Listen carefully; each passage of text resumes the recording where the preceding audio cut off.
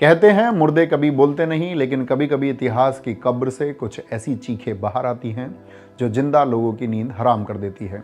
18 सितंबर 2022 उत्तराखंड की वो काली रात जब एक 19 साल की बहन अंकिता भंडारी ऋषिकेश की एक ठंडी नहर में हमेशा के लिए खामोश कर दी गई थी, जिसकी हत्या के आरोप में कोर्ट ने पुलकित आर्य और उसके साथियों को उम्र कैद की सजा तो सुना दी, लेकिन एक ऐसा सवाल जो उस दिन भी चीख रहा था और आज भी गूंज रहा है, कौन था वो वीआईपी जिसके लिए अंकिता पर दबाव बनाया गया, वो वीआईपी जिसे एक्स्ट्रा सर्विस देने के लिए पुलकित आर्य ने एक बेटी की बलि चढ़ा दी। 3 साल तक सिस्टम ने, सरकार ने और पुलिस ने इस नाम को ऐसे छिपाया जैसे कोई नेशनल इशू हो। प्यारे साथियों, नमस्कार। सच कहते हैं पाप का घड़ा एक दिन जरूर भरता है। आज सोशल मीडिया पर एक ऑडियो क्लिप वायरल हो रहा है जिसे उत्तराखंड से लेकर दिल्ली तक की सत्ता को हिलाकर रख दिया है। एक महिला जिसका नाम उर्मिला सनावर है, जो खुद को भाजपा के एक पूर्व विधायक की पत्नी बताती है। उन्होंने इस केस से जुड़े एक ऐसे नाम को उजागर किया जिसे सुनकर आपके पैरों तले जमीन खिसक जाएगी। हम एक रिकॉर्डिंग सुनाते हैं, सुनिए। विनोद आर्य, उस अंकिता भंडारी का जो लड़का बंदा है वो विनोद आर्य का, वो अंकिता भंडारी के मर्डर में बंदा है। अंकिता भंडारी को उसने प्रेशर किया कि तू दुष्यंत को देगी, रात को इसके साथ सोगी। उसने मना कर दिया। उसने जाने पे उसने सुसाइड कर दी। अंकिता बोले मैं ये काम नहीं करूँ। वो होटल में बता रहे थे ना आप, जहाँ गए थे घूमने? हाँ, वही था जहाँ वो टाइगर बाइकर में मैंने दिखाया था, जहाँ रिजॉर्ट है। अंकिता भंडारी थी उसमें, और वो पार्टी छोड़ेंगे नहीं किसी भी कीमत पर दुष्यंत गौतम को। अगर हम दुष्यंत गौतम को अभी पार्टी ये कहती थी कि पल्ला झाड़ थी तो पार्टी गिर जाती, भारतीय जनता पार्टी गिर जाती। 2 लोगों के नाम है इसमें, मैं फिर बता रहा हूँ, एक दुष्यंत गौतम और एक अजय कुमार। आज के इस वीडियो में हम उस वायरल ऑडियो क्लिप और वीडियो का पूरा विश्लेषण करेंगे। हम उस नाम के बारे में भी जानेंगे जिसे गट्टू कहा जा रहा है, और हम वापस चलेंगे उस वंतरा रिसोर्ट में और समझेंगे कि क्यों उस रिसोर्ट पर रातों रात बुलडोजर चलाया गया था। क्या वो बुलडोजर न्याय के लिए था या उस वीआईपी के सबूत मिटाने के लिए? साथियों, सबसे पहले बात करते हैं उस वायरल ऑडियो क्लिप और वीडियो की जिसने इस ठंडे पड़ चुके केस में आग लगा दी है।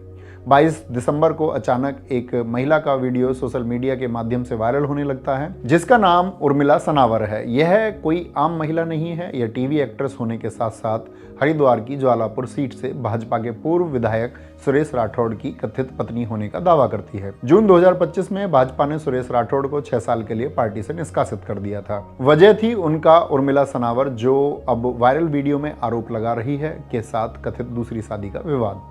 हालांकि सुरेश राठौड़ इसे ब्लैकमेलिंग कहते हैं, लेकिन जो ऑडियो और वीडियो सामने आए हैं उसमें जो बातें हो रही हैं वो ब्लैकमेलिंग नहीं बल्कि एक कबूलनामा, कन्फेशन लगती है। सुरेश राठौड़ कहते हैं वो विनोद आर्य का बेटा है, यानी पुलकित आर्य। अंकिता को उसने प्रेशर किया कि तू दुष्यंत को सर्विस देगी, रात को उसके साथ सोगी। जी हाँ, आपने सही सुना, दुष्यंत। और आगे वो कहते हैं अगर पार्टी पल्ला झाड़ लेती है तो पार्टी गिर जाती। यहाँ किस पार्टी की बात हो रही है आप समझ सकते हो। साथियों, सोचिए यह कितनी बड़ी बात है। एक पूर्व विधायक जो सिस्टम का हिस्सा रहा है, वो प्राइवेट बातचीत में कह रहा है कि अगर उस वीआईपी का नाम बाहर आ जाता तो पूरी सरकार गिर जाती। उस ऑडियो में 2 नाम बहुत साफ तौर पर लिए गए हैं, दुष्यंत गौतम और अजय कुमार।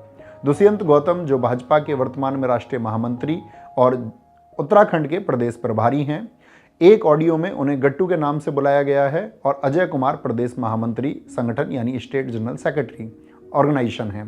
यह भाजपा में बहुत ताकतवर पद होता है क्योंकि इसे पार्टी और संघ आरएसएस के बीच की कड़ी माना जाता है। सुरेश राठौड़ कह रहे हैं कि वो वीआईपी कोई और नहीं बल्कि यही गट्टू था जो उस दिन रिसोर्ट में आने वाला था या आ चुका था। अब आप उस पूरी क्रोनोलॉजी को समझिए। जब अंकिता की हत्या हुई तो लोग और परिवार वाले सीबीआई की जांच की मांग कर रहे थे, लेकिन रातों रात धामी सरकार ने सीबीआई जांच से मना कर दिया और एसआईटी स्पेशल इन्वेस्टिगेशन टीम बना दी। क्यों?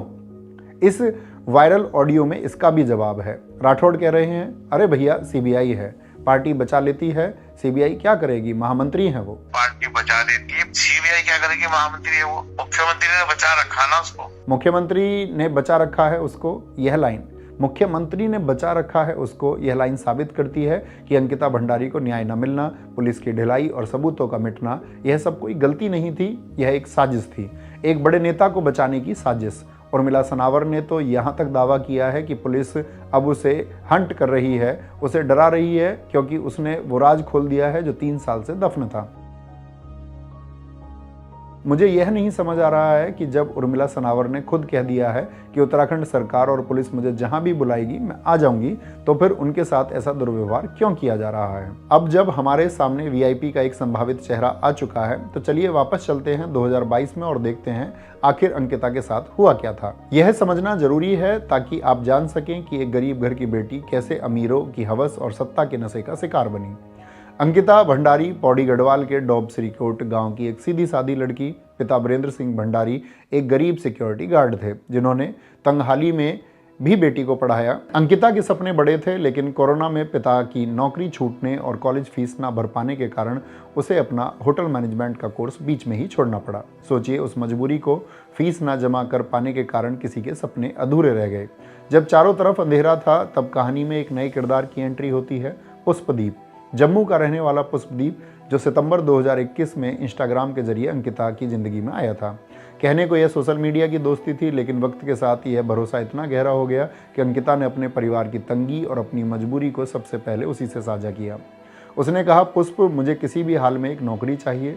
अंकिता की मदद करने के लिए पुष्पदीप ने इंटरनेट पर नौकरी ढूंढनी शुरू की और तभी उसकी नज़र एक विज्ञापन पर टिकी। यह विज्ञापन वंतरा रिसोर्ट का था जो एक रिसेप्शनिस्ट की जॉब के लिए था। साथियों, यहाँ गौर कीजिएगा, शैतान अक्सर लुभावने चेहरे के पीछे छुपकर आता है। उस विज्ञापन में नौकरी के साथ एक बहुत ही अजीब सी शर्त जुड़ी थी। यह नौकरी केवल उन लड़कियों के लिए है जो रिसोर्ट के अंदर ही रहने को तैयार हो। सोचिए, यह लाइन खतरे की कितनी बड़ी घंटी थी, लेकिन अंकिता की मासूमियत और पुष्पदीप के भोलेपन ने इसे नजरअंदाज कर दिया। उन्हें लगा कि रिसोर्ट ऋषिकेश के शहरी इलाकों से दूर जंगल के बीचों बीच सुनसान इलाके में है, इसलिए शायद मालिक सुरक्षा के लिहाज से या काम की वजह से उन्हें वहां रुकने को कह रहा है। लेकिन उन्हें क्या पता था कि यह कोई शर्त नहीं बल्कि पुलकित आर्य का बिछाया हुआ एक हनी ट्रैप था। वह एक एम्प्लॉय नहीं बल्कि एक शिकार ढूंढ रहा था। पुष्पदीप ने ही पुलकित आर्य मालिक से बात की। फोन पर ही अंकिता का इंटरव्यू हुआ और 28 अगस्त 2022 की तारीख को अंकिता की किस्मत का फैसला हो गया और 10,000 रुपये पर मंथ की सैलरी के साथ उसकी नौकरी पक्की हो गई। 1 सितंबर को अंकिता के पिता उसे छोड़ने रिसोर्ट गए। जब अंकिता अपना बैग लेकर उस रिसोर्ट की दहलीज पर पहुंची तो उसे लगा कि उसके अच्छे दिन शुरू होने वाले हैं, लेकिन उसे अंदाजा भी नहीं था कि जिसे वो अपनी रोजी रोटी का जरिया समझ रही है, असल में वह उसकी जिंदगी का आखिरी पड़ाव साबित होने वाला है। क्यों? क्योंकि वह रिसोर्ट अय्यासी का अड्डा था।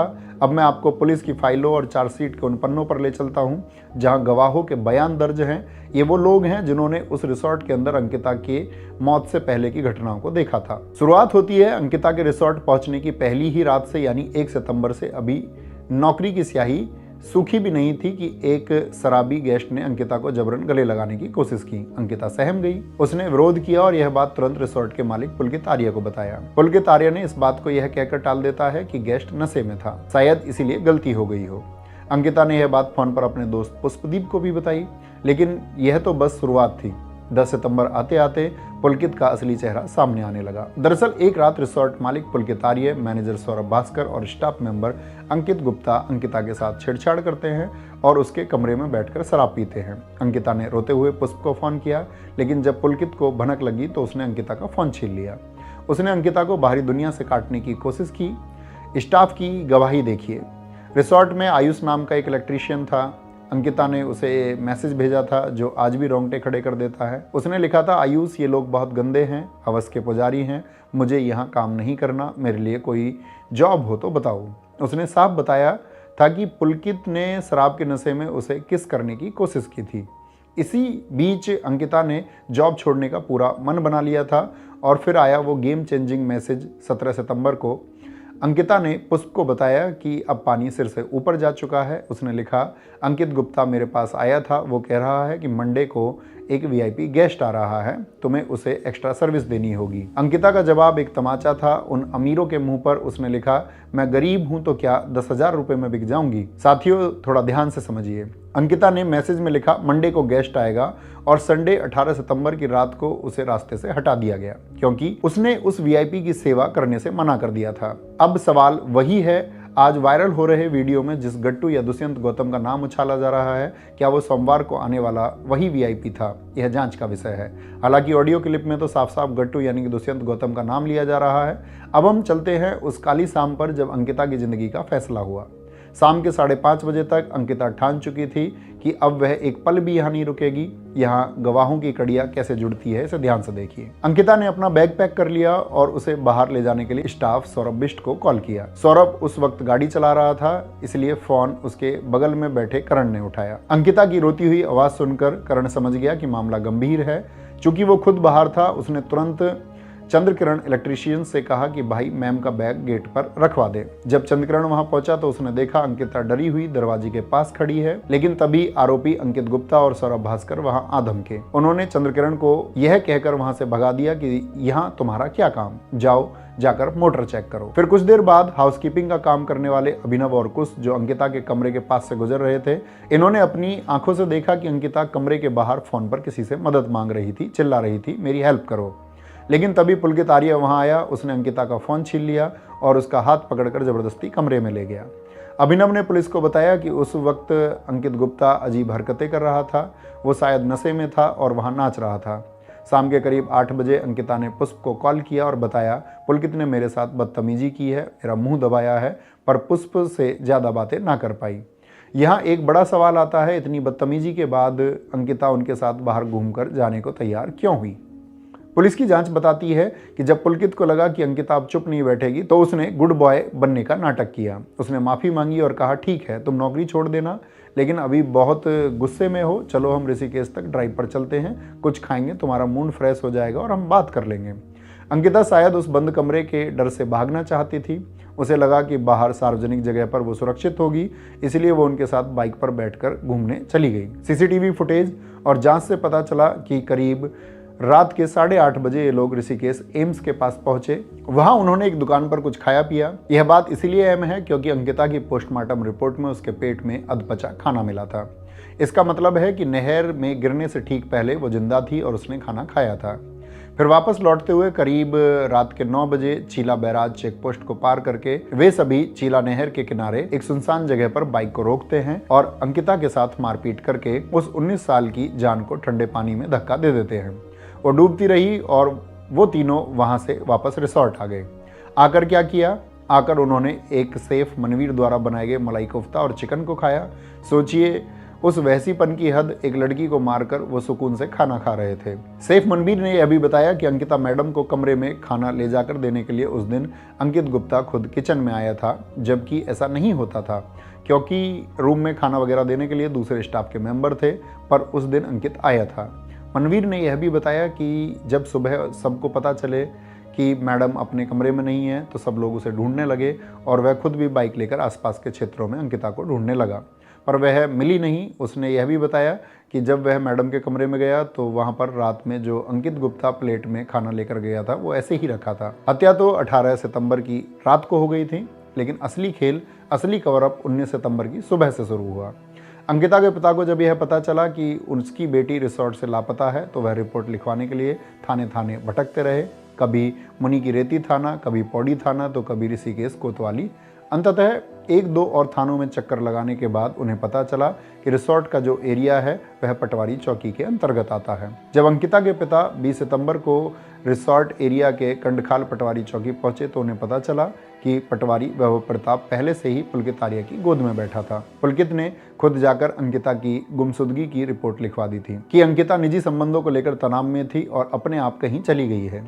अंकिता के पिता को एक और बात पता चलती है कि अभी पटवारी वैभव प्रताप छुट्टी पर है और अभी चार्ज जो है पटवारी विवेक कुमार के पास है। अंकिता के पिता जब विवेक कुमार के ऑफिस पहुंचे तो उन्हें पता चला कि वहां पर पहले से ही पुलकित आर्य और उसकी पत्नी और उसके पिता विनोद आर्य, जो भाजपा सरकार में ओबीसी मोर्चा की राष्ट्रीय कार्यकारिणी के सदस्य और उत्तर प्रदेश भाजपा ओबीसी मोर्चा के सह प्रभारी भी थे। इसके अलावा अंकित गुप्ता और सौरभ भास्कर भी वहां पहले से मौजूद थे, जिन्होंने पटवारी के साथ मिलकर पहले से ही सेटिंग बना ली थी, क्योंकि जब अंकिता के पिता ने रिपोर्ट लिखने को कहा तो पटवारी ने मना कर दिया, जिसको लेकर वहां मौजूद पुलकित से भी अंकिता के पिता की झड़प हुई थी। वीडियो ज़्यादा लंबी ना हो इसीलिए आप अंकिता भंडारी के पिता की पूरी इंटरव्यू डिस्क्रिप्शन बॉक्स में दिए गए लिंक पर क्लिक करके देख सकते हैं, जहां पर आपको पता चलेगा कि अपनी बेटी की रिपोर्ट लिखवाने के लिए उन्हें कितनी भागदौड़ करनी पड़ी थी। अंकिता के पिता के द्वारा कुछ लोगों से संपर्क करने के बाद उनकी रिपोर्ट वहां की लोकल पुलिस द्वारा लिखी जाती है और फिर 22 और 23 सितंबर की रात तक तीनों आरोपियों को गिरफ्तार कर लिया जाता है। अंकिता के पिता 3 दिन तक भटकते रहे। अगर उसी दिन पटवारी और पुलिस एक्शन लेती तो शायद कुछ सबूत और मिल जाते। अब बात करते हैं इस केस के सबसे संदिग्ध हिस्से की। 24 सितंबर को अंकिता की बॉडी चीला नहर के बैराज में फंसी मिली थी, पर उससे एक दिन पहले ही यमकेश्वर की भाजपा विधायक रेणु बिष्ट और एसडीएम प्रमोद कुमार एक बुलडोजर लेकर रिसोर्ट पहुंच गए। कहा गया कि हम पाप की कमाई को मिट्टी में मिला देंगे। जनता ने तालियां बजाईं, लेकिन साथियों जरा दिमाग लगाइए, किसी भी मर्डर केस में क्राइम सीन सबसे मैन स्पॉट होता है सबूत जुटाने के लिए, लेकिन पुलिस ने इसे सील नहीं किया और ना ही रेणु बिष्ट को क्राइम सीन को नष्ट करने से रोका, बल्कि प्रशासन ने साथ मिलकर क्राइम सीन को नष्ट किया। यहाँ पर एक खेल और हुआ, बुलडोजर से रिसोर्ट का कौन सा हिस्सा तोड़ा गया? ज़्यादातर अंकिता के कमरे के खिड़की दरवाजे के हिस्से को तोड़ा गया, जहां वो वीआईपी गेस्ट की लिस्ट हो सकती थी, जहां बहुत सारे सबूत मिल सकते थे। उस बुलडोजर ने न्याय नहीं किया, उसने उस वीआईपी को बचाया। अगर वो कमरा रहता तो फॉरेंसिक जांच में पता चलता कि वहां कौन कौन आया था या आने वाला था। बुलडोजर की प्रक्रिया खत्म होने के बाद उसी रात रिसोर्ट के पीछे वाली आयुर्वेदिक फैक्ट्री में रहस्यमय तरीके से आग लग गई। बचे खुचे सबूत भी राख हो गए। पुलिस ने अंकिता का अंतिम संस्कार बहुत जल्दी में कराया। पुलिस ने परिवार को बॉडी ठीक से नहीं दिखाई। अंकिता की मां ने कहा कि उन्हें मेरी बेटी का चेहरा भी मुझे नहीं दिखाया। एसडीएम और एसपी ने अंकिता के पिता वीरेंद्र सिंह पर दबाव बनाकर जल्दी से जल्दी डेड बॉडी का अंतिम संस्कार करवा दिया। यह हड़बड़ी क्यों थी? पुलिस और सिस्टम क्या छुपाना चाहते थे? पुलिस रिपोर्ट में कहा गया कि अंकिता की मौत डूबने से हुई और शरीर पर चोट के निशान थे। रेप की पुष्टि नहीं हुई, लेकिन डॉक्टर ने यह भी कहा रेप की संभावना से इनकार नहीं किया जा सकता। पानी में ज़्यादा दिन तक बॉडी के रहने की वजह से सबूत मिट सकते हैं। अब वापस आते हैं आज के हालात पर। सुरेश राठौड़ के वायरल ऑडियो ने उस सवाल का जवाब दे दिया है जो बुलडोजर के मलबे में दब गया था। राठौड़ कह रहे हैं कि दुष्यंत गौतम वो वीआईपी था। हालांकि दुष्यंत गौतम ने इसे नकार दिया है और मानहानि का दावा करने की बात कही है। यह जांच का विषय है, लेकिन सवाल यह है कि जांच करेगा कौन? एसआईटी? जिस एसआईटी ने 3 साल तक वीआईपी का नाम नहीं खोजा, क्या वो अब सत्ताधारी पार्टी के राष्ट्रीय महामंत्री के खिलाफ जांच निष्पक्ष रूप से करेगी? धामी सरकार उस समय सीबीआई जांच से क्यों डरती रही? अगर राठौड़ का ऑडियो सच है तो डर लाजमी था, क्योंकि अगर सीबीआई आती तो तार देहरादून से जुड़ते हुए दिल्ली तक पहुंचते, पार्टी गिर जाती। यही तो कहा गया ऑडियो में। तो क्या अब सीबीआई जांच के लिए मौजूदा सरकार टीम गठित करेगी? देखिए, राजनीति अपनी जगह है, लेकिन एक समाज के तौर पर हम कहाँ जा रहे हैं? यह मामला सिर्फ एक पार्टी का नहीं है। यह मामला उस सामंती सोच का है जो ये समझती है कि गरीब की बेटी उपभोग की वस्तु है। अंकिता की गलती सिर्फ यह थी कि वो गरीब थी। अगर वो किसी बड़े अफसर या नेता की बेटी होती तो क्या पुलकित आर्य की हिम्मत होती उसे एक्स्ट्रा सर्विस के कहने के लिए? बेटी बचाओ बेटी पढ़ाओ का नारा देने वाली सरकार के राज में उनकी ही पार्टी के नेता का बेटा उनकी ही पार्टी के संगठन मंत्री के लिए एक बेटी का सौदा कर रहा था। यह कैसा विरोधाभास है? 30 मई 2025 को जज रीना नेगी ने पुलकित, सौरभ और अंकित को उम्र कैद दी, लेकिन परिवार फांसी मांग रहा था और वो आरोपी जो जेल जाते वक्त हंस रहे थे। वीडियो में देखिए सौरभ भास्कर कैसे मुस्कुरा रहा है और हाथ मिला रहा है जैसे कोई गुनाह नहीं किया है इसने। वो मुस्कुराहट बता रही है कि उन्हें भरोसा है सिस्टम हमारा है, आज हम जेल में हैं, कल पैरोल पर बाहर आ जाएंगे। अंकिता भंडारी आज हमारे बीच नहीं है। उसका शरीर जला दिया गया, उसके कमरे पर बुलडोजर चला दिया गया और उसकी फाइल बंद करने की कोशिश की गई, लेकिन सत्य परेशान हो सकता है, पराजित नहीं। उर्मिला सनावर के इस खुलासे ने हमें एक और मौका दिया है। यह मौका है फिर से सवाल पूछने का और अंकिता भंडारी को न्याय दिलाने का। सुप्रीम कोर्ट की निगरानी में इस वायरल ऑडियो की निष्पक्ष जांच हो। अगर सुरेश राठौड़ की बात सच है तो दुष्यंत गौतम और अजय कुमार जैसे नेताओं पर कार्रवाई होनी चाहिए। रेणु बिष्ट से भी सबूत मिटाने के लिए सवाल पूछा जाना चाहिए। अंकिता मेरी या आपकी बहन और बेटी हो सकती थी। अगर आज हम चुप रहे तो कल कोई और पुलकित आर्य किसी और अंकिता को वीआईपी को सेवा न देने पर नहर में धक्का दे देगा। उत्तराखंड देवभूमि है, इसे दानव भूमि मत उत्तराखंड देवभूमि है, इसे दानव भूमि मत बनने दीजिए। और यह भी याद रखिए, जो सरकारें बेटियों की लाशों पर राजनीति करें और अपराधियों को वीआईपी ट्रीटमेंट दें, उनको चुनने से पहले एक बार जरूर आपको विचार करना चाहिए। जय हिंद, जय भारत, जय माता।